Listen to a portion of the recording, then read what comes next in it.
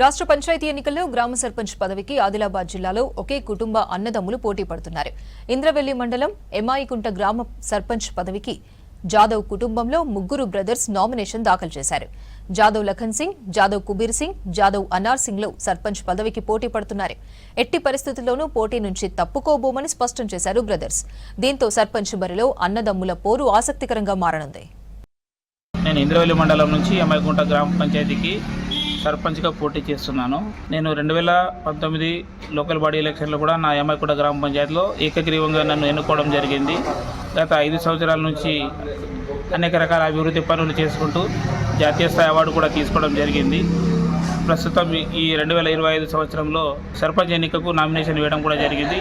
మరియు మరికొన్ని నామినేషన్లు కూడా వేయడం జరిగింది. అది కూడా మా సోదరులు అన్నదమ్ములలో వేయడం జరిగింది.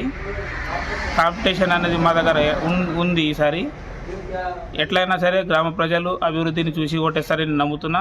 ఈసారి కూడా తప్పకుండా గెలుస్తానని కోరుకుంటున్నా.